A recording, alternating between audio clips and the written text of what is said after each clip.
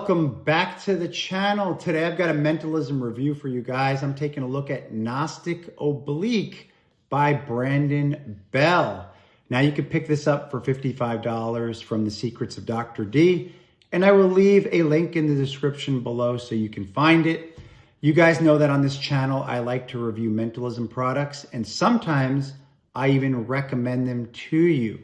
Today, I am recommending this product to you guys. It gets my highest recommendation, and you know that I very rarely say that out loud, because for a mentalism product to get my highest recommendation, it has to be practical. It has to be something that you're going to really use, and something that's not convoluted, that's right, or something that you can rely on. And this is exactly that. So the Gnostic Oblique is a method to peek a folded billet. That's what it is. And it didn't create itself in a vacuum, obviously. So Brandon Bell, he took ideas that came before him and obviously refined them into what it is today, the Gnostic Oblique. Now, if you pick this up, you're going to get a bunch of videos. You're going to see a really nice detailed history of the effect. So I'm not going to dwell on that, but I'm going to give you guys a good idea of how this evolved. I'm also going to give you guys a good idea of what you're going to learn on here, what you're going to get, and the routines that he goes over. You also get a PDF file of those routines as well. So the idea of peeking a piece of information is essential in mentalism. It is one of those tools that we use constantly. Like how Max Maven had described, you know, part of the toolbox of mentalists is to steal information so you can make it look like you're reading someone's mind. And for most of us, when we first start out, we use a peek wallet because it's the easiest thing to use. And there's nothing wrong with a peek wallet, but if you can expand your tool set to be able to peek information on business cards, on information that's put inside envelopes, and on folded billets, then you have just greatly expanded your repertoire and what you can do. Just imagine that you just carry around 2 or 3 pieces of paper like this, and you can entertain a whole group of people. It just doesn't get better than that you could just read people's minds. Think about it for a moment. So the history of this, just in a nutshell, is that this is based on the obsidian oblique from Elaine Bellon, which was based on Acidus Novus. That's really the history of this. And Brandon goes over all of this in detail on the video. He then also teaches you how to prepare the billet right in front of the spectator, so it doesn't have to be done at home. He also talks about what types of billets you should buy.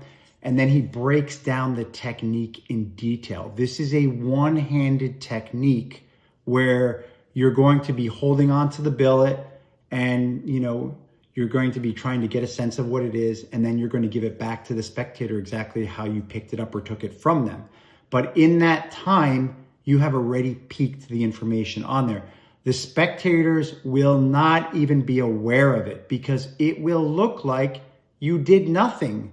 That's what it's going to look like. It's going to look like you picked it up for a moment, you held it in your hand, and then you concentrated and whatnot. And then maybe you said, here, hold out your hand. You just handed it to them, and then you were done. That was it. And then you just were able to read their mind in real time. So it really looks like nothing has happened. On the instructional video, Brandon goes over this technique in detail, along with troubleshooting ideas in case you have any issues with it. He goes over many variations of how you could do the technique, although, like me, you will probably just use one of them because you don't need all of those other ones.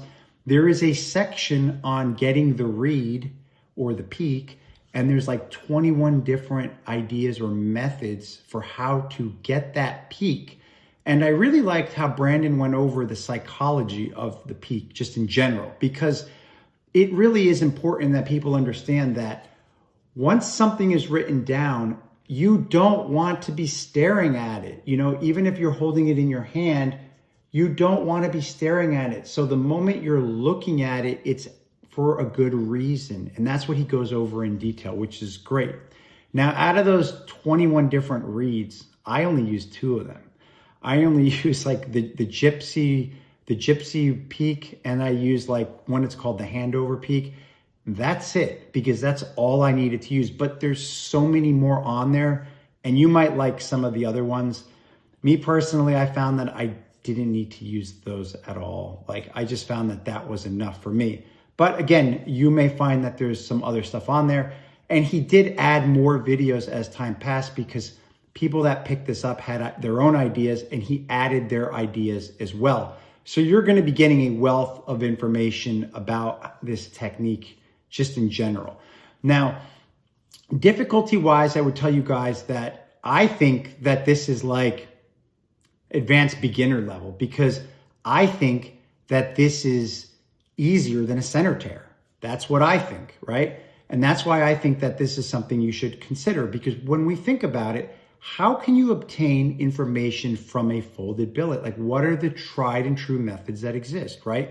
So we have the center tear, but what's the issue with the center tear is that you're only getting a glimpse of the information for a split second.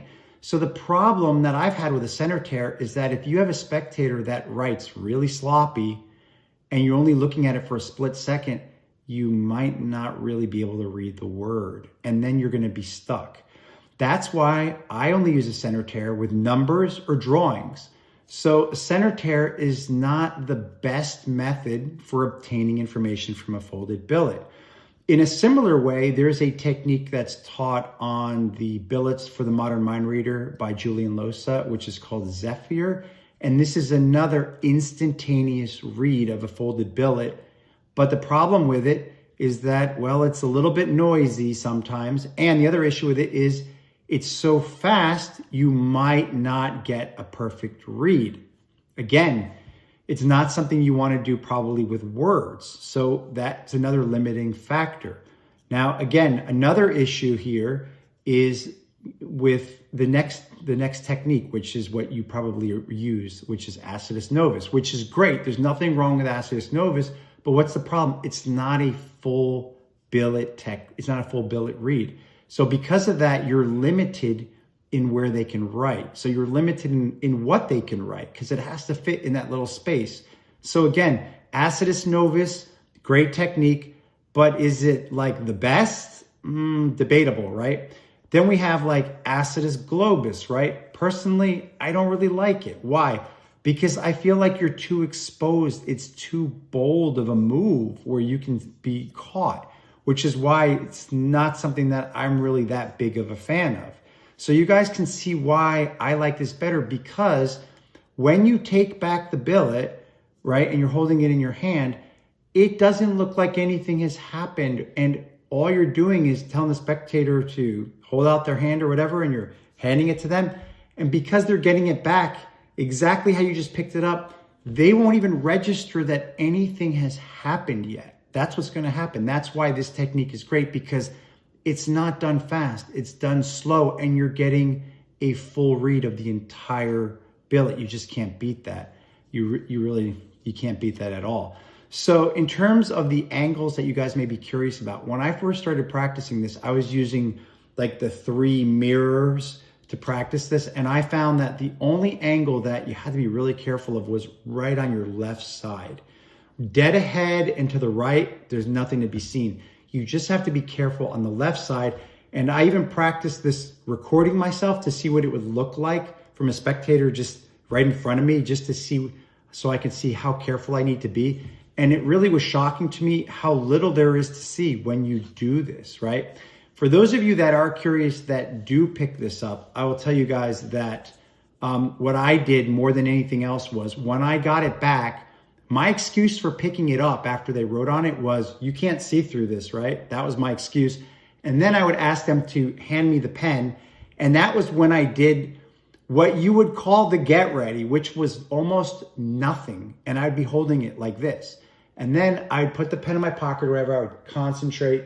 And at this moment, I would use the read, which he calls the handover read, which was where I would just tell them to hold out their hand. I would give them the paper, and that's it. Now, to the spectator, nothing has happened. All I did was pick it up and say, Can't see through this, right? Okay, give me the pen, and then here, hold out your hand, and I give it to them, and that's it. That's all they saw. Because of that, there's nothing for them to hold on to, because it doesn't look like anything has happened yet. And again, I would tell you guys that you should really pay careful attention to all the psychology that Brandon goes over, because I think that it's really, really useful that's there. And because this is all done slowly, really, there's no rush. There's nothing to see. I really can't see how you can mess it up, so to speak, right? And because it is done in a slow way, you have a lot of time to get your peak in case the writing is really awful writing, like bad handwriting, okay?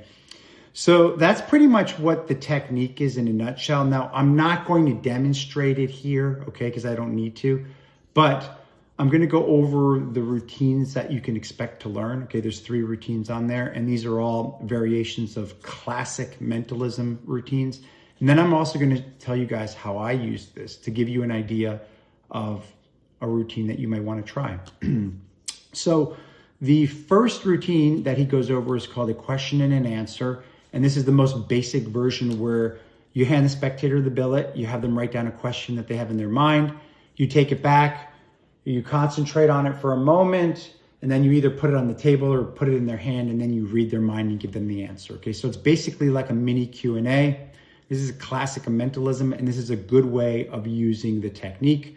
The next routine he goes over is called 2 papers and a spectator, and this directly comes out of the Jinx. I really like this because of just the economy of motion. You're only using the 2 billets. And it's great because typically you need to use a dummy billet to do this. But again, because you're only using 2 billets, you don't have to worry about it. It's ultra clean, where you have the spectator write down 2 pieces of information, and you're going to read their mind in real time of both pieces of information.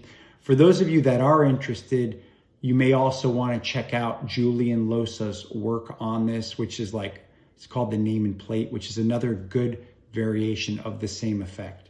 So you may also want to check that out. You can find that in Billets for the Modern Mind Reader. And then the third routine is his variation of Bob Cassidy's name and place, which he called it Twin Peaks.